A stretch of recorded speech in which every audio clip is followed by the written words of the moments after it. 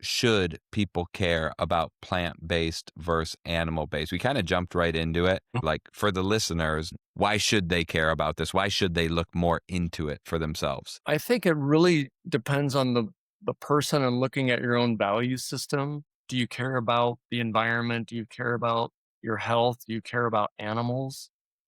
And I think a lot of people say, yes, of course, yes, yes, yes, yes. But it's really it's really convenient to keep doing what we've been doing. It's familiar, it's Yeah. comfortable. When you're talking about something that feels like it's just going to knock you off your horse and be really extreme or extremely hard to do, it's easy to come up with reasons not to change for all of us.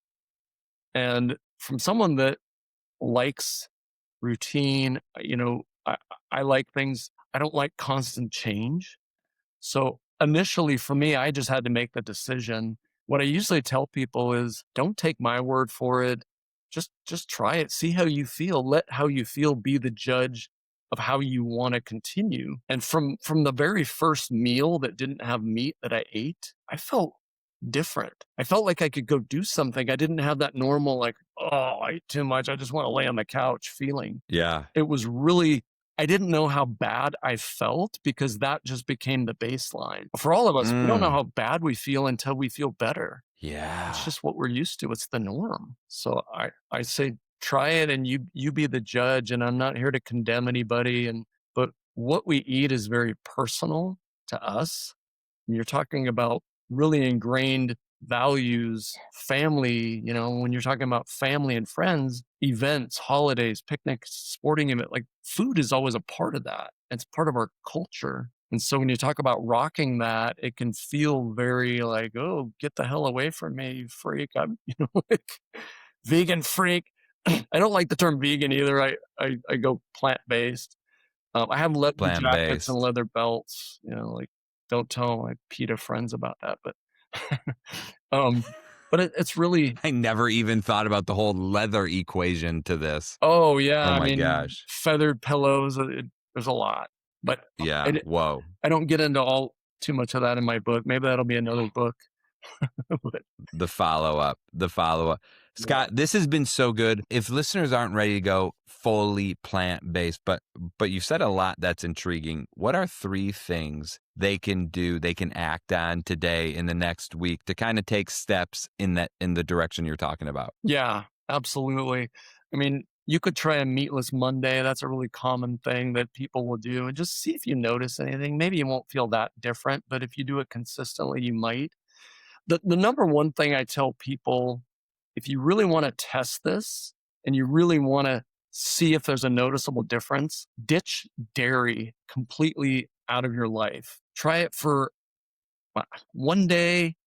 I'd say give it, if you could do it for 3 days or 5 days or a week, you will feel different. I'm talking about cheese is gone, cottage cheese, milk for sure, ice cream. Just try that because that's milk is really considered kind of liquid meat. And humans, Whoa, I've never heard that before. yeah, you see low fat, whatever, but there's so much fat and cholesterol and dairy, not to mention the IGF-1 growth hormones, billions of pus cells. There's so much in there that obviously the dairy industry is not going to tell you, but it's FDA approved. But if you dig into this, it'll blow your mind. The biggest problem too, that's been linked to different types of cancer is the casein protein in dairy. Yeah. If you look at, and this is in books, and I think they cover it in Forks Over Knives, but if you look at places around the world that consume the most dairy, and then look at the diseases in those specific geographic regions, they correlate perfectly. Areas that consume the most dairy also have the highest rates of osteoporosis, colon cancer, breast cancer, which you'd think, how is that even possible? It's all linked. I mean, and if you really zoom out, it's like, why are humans drinking the milk of a different species of animal? It's like, it's kind of, Yeah, aren't we the only one that does that? yeah.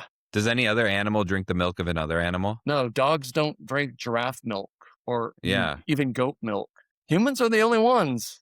And it's just, it became this industry and part of, especially in America and the West, just part of our lifestyle, part of our culture. Okay, so meat-free Monday, give up dairy for a period of time. What else can people do that are interested? I think the third thing would be go to if you can get close to a factory farm, learn where your food really comes from. How Mm, have the JoJo's to go find out where your food really comes from before it's neatly packaged in grocery stores. Be willing to go to PETA's website and look at the horror behind that.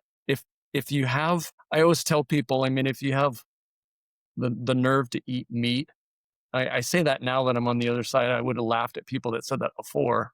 You should have the nerve to see where it comes from. And yeah. I think if kids were exposed to where chicken McNuggets, if you rewound that and saw where it started, or a McDonald's hamburger, they would never touch meat again. It's intensely horrific on so many levels, not even to mention the torture that the animals go through, but just what all that looks like and smells like.